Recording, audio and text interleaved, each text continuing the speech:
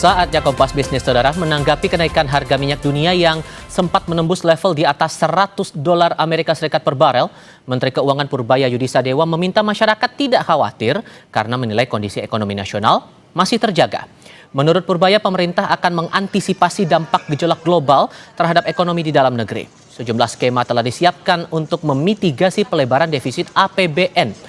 Purbaya bilang hingga saat ini belum melihat gangguan aktivitas ekonomi masyarakat karena harga minyak yang naik. Ia juga memastikan tidak akan terlambat mengambil keputusan di saat harga minyak dunia terus melonjak.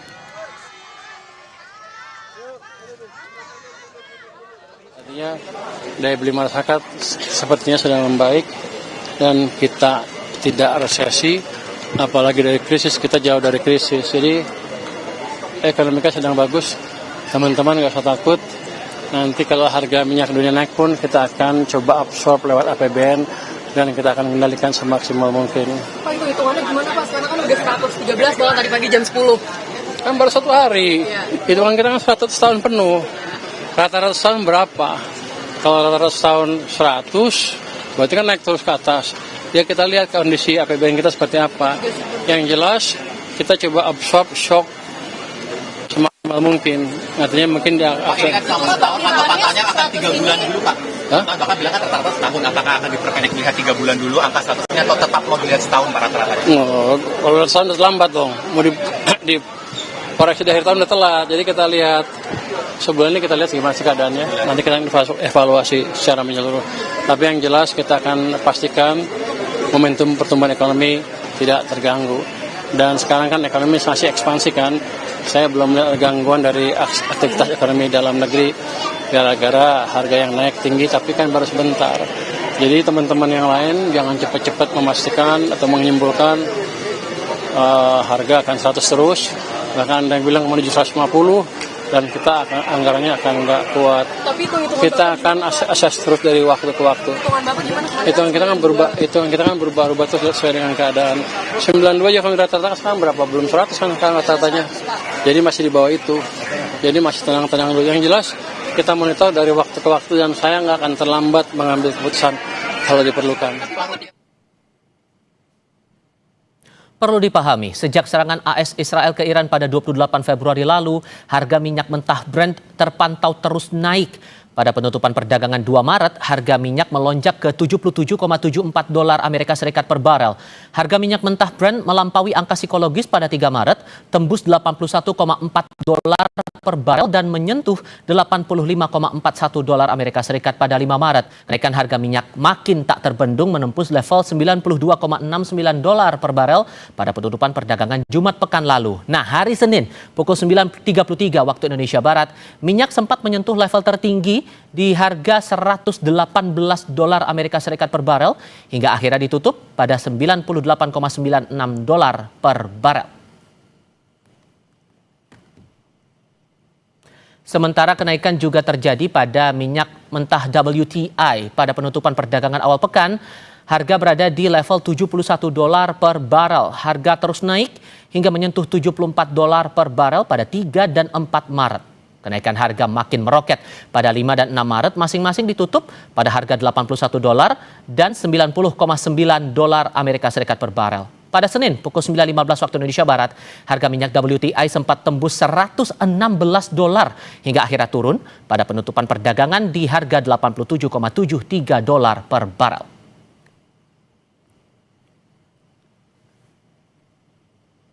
Nilai tukar rupiah terhadap dolar Amerika Serikat sempat tertekan selama sepekan terakhir. Sejak serangan AS Israel ke Iran ditambah diturunkannya outlook RI oleh Fitch, pada 3 Maret rupiah masih di level 16.870 per dolar dan kian melemah hingga ke 16.911 per dolar pada hari Kamis. Sempat terpantau menguat pada penutupan perdagangan 5 Maret di 16.886 dan kembali melemah pada 6 dan 9 Maret masing-masing di level 16.919 dan 16.974 per dolar. Bahkan rupiah sempat diperdagangkan di harga lebih dari 17.000.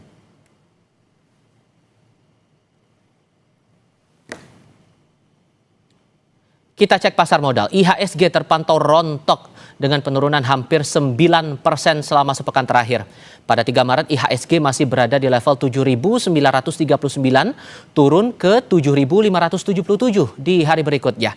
Sempat menguat tipis 1,76% ke level 7.710 pada penutupan perdagangan hari Kamis. Namun bursa saham tak kuat menahan sentimen negatif yang datang bertubi-tubi dan kembali anjlok pada 6 dan 9 Maret. Masing-masing berada di level 7.585 dan 7.337.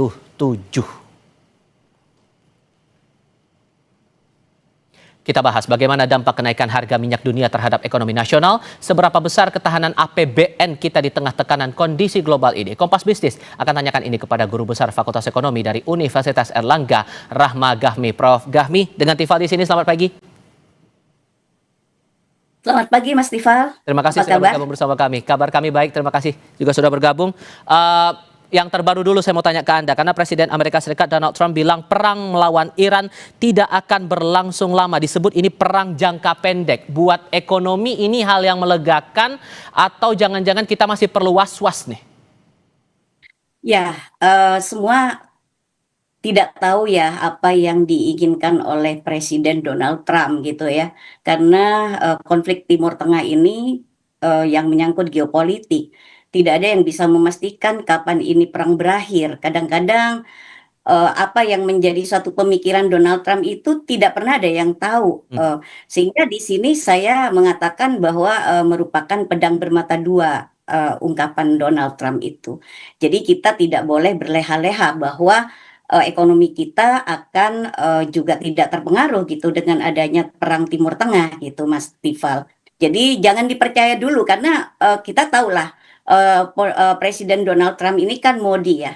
Jadi kalau nggak pas ininya, jadi jangan sampai kita lihat bahwa ini adalah skenario angin segar.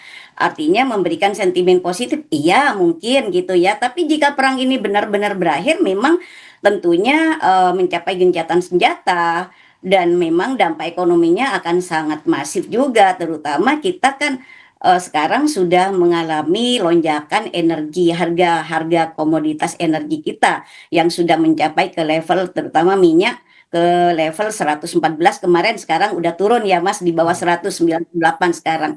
Dan memang ini kita alhamdulillah gitu, kalau kita memang tidak terlampau ada dampak kata Pak Purbaya ya kita terima dengan positif pernyataan Pak Purbaya itu. Tapi saya berharap pemerintah juga harus stay waspada gitu. Kenapa?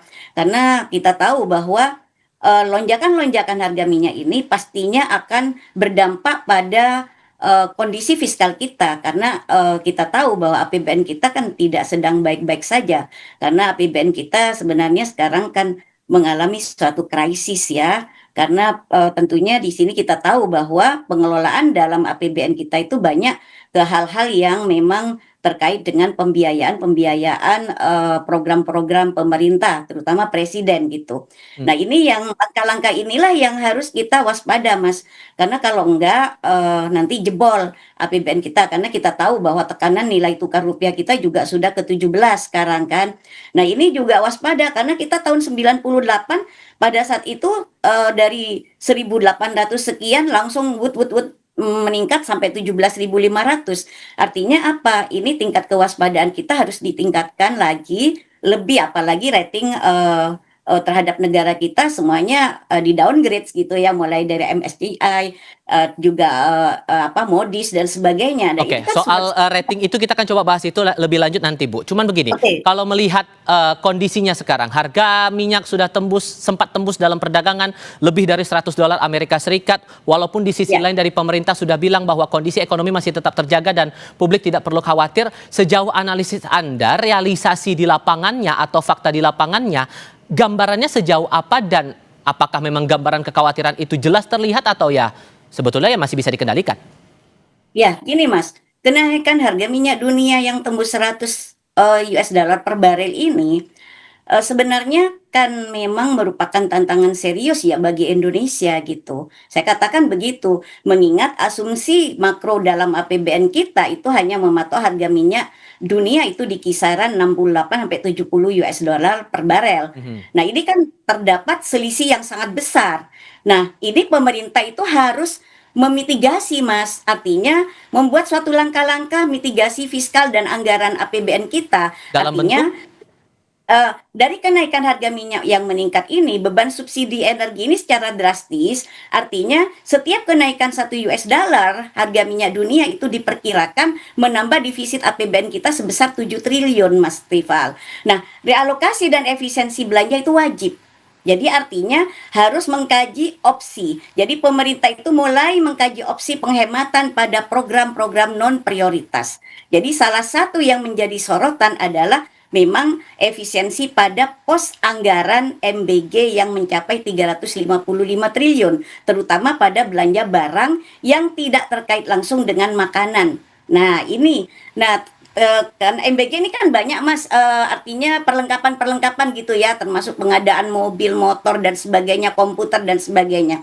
Nah, yang kedua, kenaikan harga minyak ini juga kan meningkatkan penerimaan negara dari sektor migas, Mas ya. Namun karena Indonesia sekarang ini adalah net importir minyak, maka pendapatan ini biasanya tidak cukup menutupi dari lonjakan beban subsidi. Nah, juga pemerintah harus berusaha bagaimana menjaga defisit ini agar tidak melampaui ambang batas aman 3% dari PDB kita gitu loh, Mas. Nah, meskipun skenario terburuk ini memprediksi defisit bisa melebar hingga 3,6%, Mas Tifal. Nah, ini yang perlu diwaspadai karena kalau udah defisit kita lebih dari 3% sampai 3,6 sampai 4%, ini investor semakin nggak percaya lagi, Mas, kepada kita kan gitu. hmm, Nah, ini pemerintah kan menghadapi dilema, Mas, antara menjaga daya beli masyarakat atau kesehatan fiskal. Nah, ini yang harus kita pilih. Hingga saat ini memang kalau kita lihat ya, seperti Menteri SDM itu kan memastikan harga Pertalite dan solar itu akan tidak akan terganggu. tidak naik katanya, tapi tidak akan terganggu katanya juga kan tidak akan naik, Mas.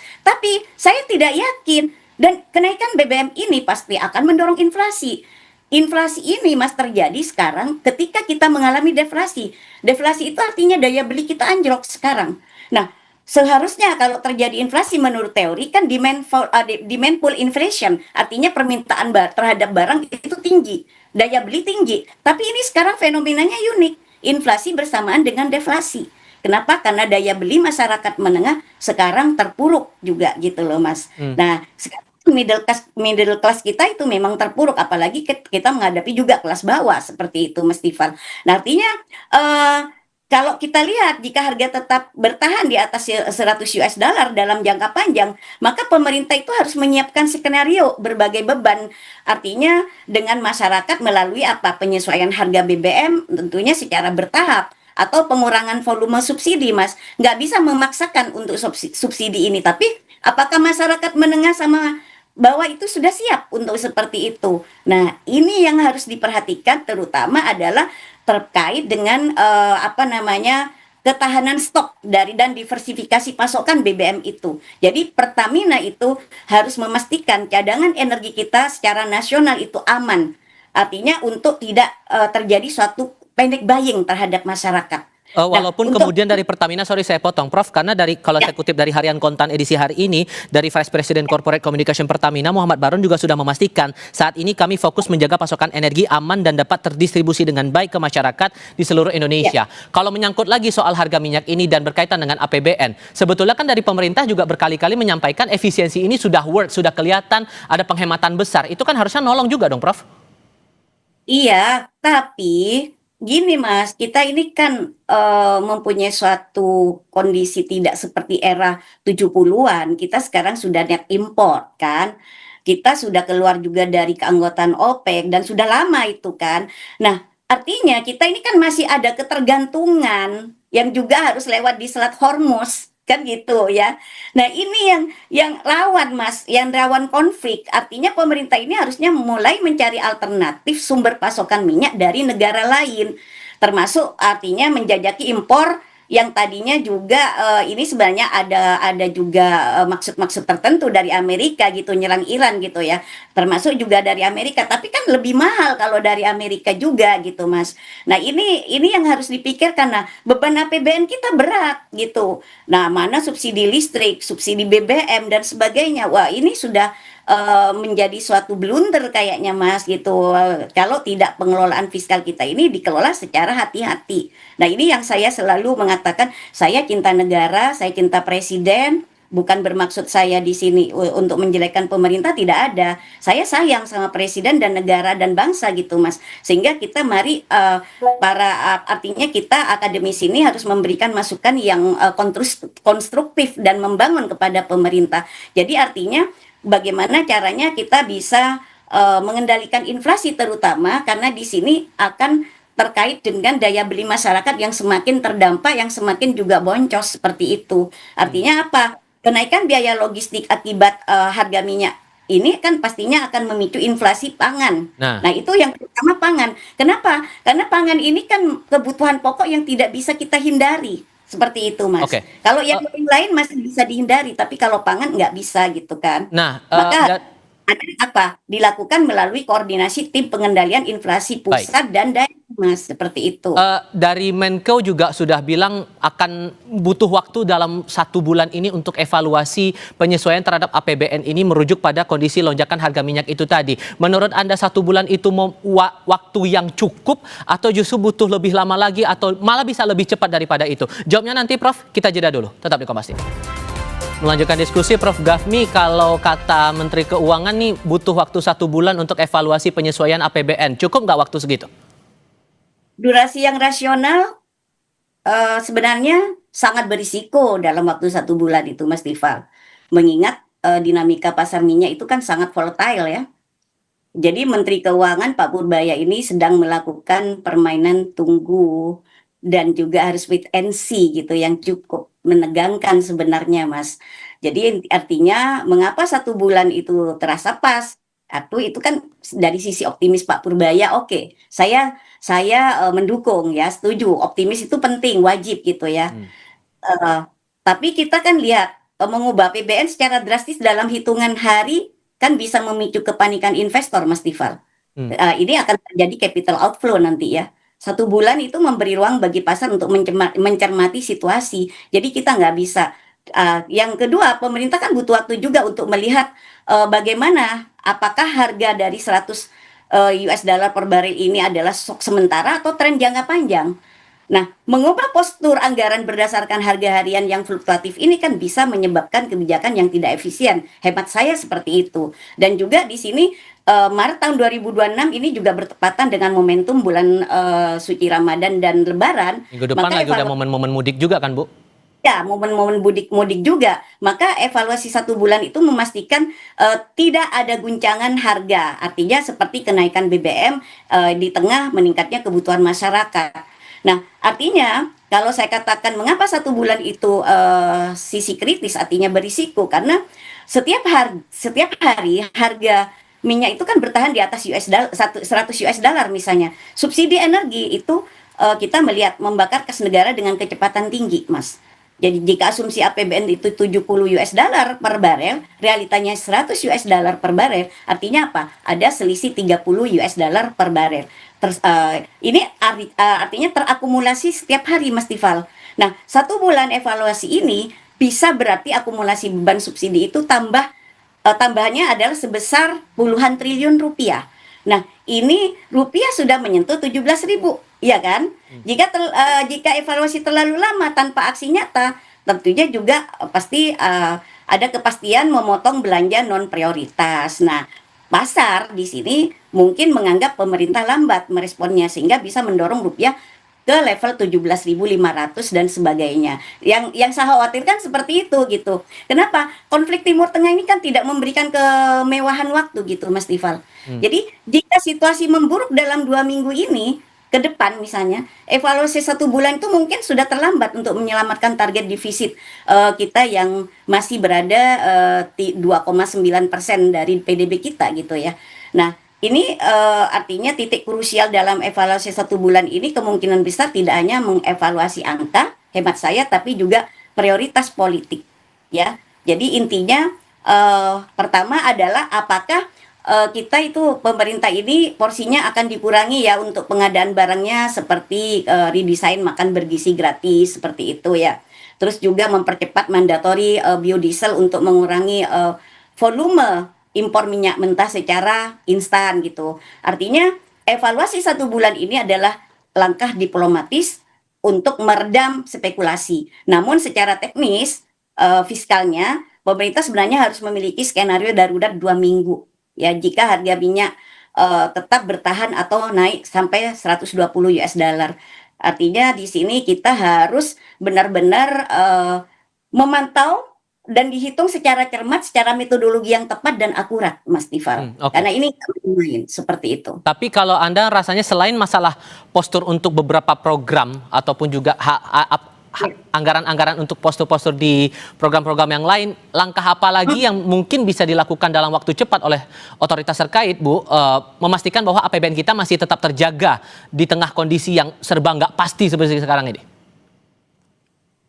Sebenarnya kalau saya lihat yang jelas terutama adalah pemerintah ini sebenarnya ini jangka panjang ya Mas Tifal. Tapi kalau tidak dimulai dari sekarang gitu ya, kita itu yang paling banyak menghasilkan duit itu big cuan itu sebenarnya ekonomi hijau Mas Tifal.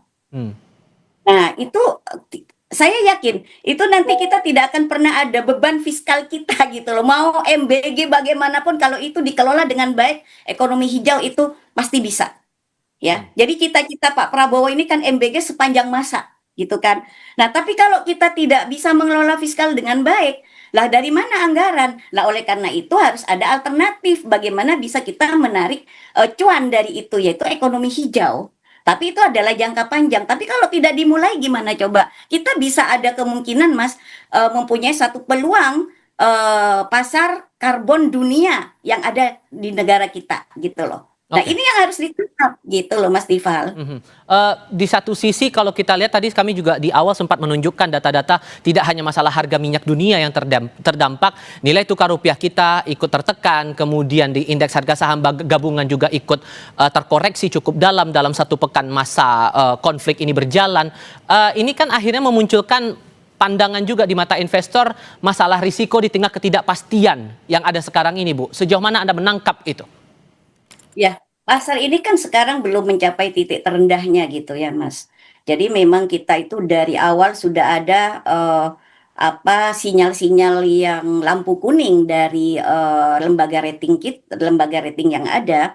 Nah, ini seharusnya kita harus waspada gitu. Karena perang Timur Tengah ini artinya sulit diprediksi karena tak seorang pun yang bisa tahu kapan berakhir. Nah, IHSG ini mungkin saya prediksi bisa jatuh lagi Mas dari sekarang kan di posisi 7.000 sekian ya. Nah, saya khawatirnya nanti IHSG jatuh ke 6.500 coba gimana. Nah, pertumbuhan kredit mungkin kurang dari 5% tahun ini gitu. NPL-nya juga bisa meningkat di atas 3%. Sehingga defisit anggarannya bisa lebih dari 3,5% gitu Mas. Nah, ini sementara rasio pajak kita diperkirakan akan turun menjadi 9%. Sehingga apa? Prospek ekonomi kita ini masih dalam kondisi fundamentalnya agak rentan, jadi masih rapuh gitu Mas. Kenapa?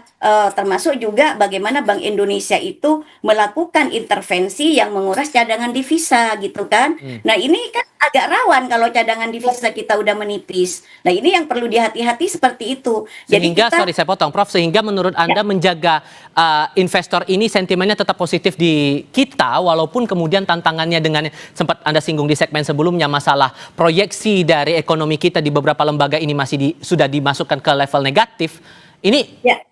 harus gimana otoritas terkait? Jadi otoritas terkait ini menjaga suatu kepercayaan investor adalah mari kita memposisikan pada tempatnya gitu. Artinya pemerintah ini jangan rebutan dengan swasta. Kenapa? Karena swasta ini adalah yang memberikan suatu kehidupan pada industri. industrialisasi. Nah, kenapa kita sekarang lemah pada perluasan kesempatan kerja? Karena swasta dimatikan oleh pemerintah. Nah, seharusnya kalau saya mengaca pada negara-negara yang berhasil itu, pemerintah itu memberikan regulasi yang bisa mendukung swasta dan mengkolaborasikan diri dengan swasta. Jangan menekan swasta. Nah, sekarang kan saya nada-nadanya sekarang pemerintah itu mau monopoli, swasta mau disingkirkan semua. Nah, ini yang tidak baik, Mas. Seperti itu. Nah, ini yang memberikan kepercayaan kepada investor bahwa ayo kita pemerintah ini ada di artinya ada di belakang Anda, menyiapkan segalanya, termasuk juga misalnya kepastian hukumnya, termasuk juga bagaimana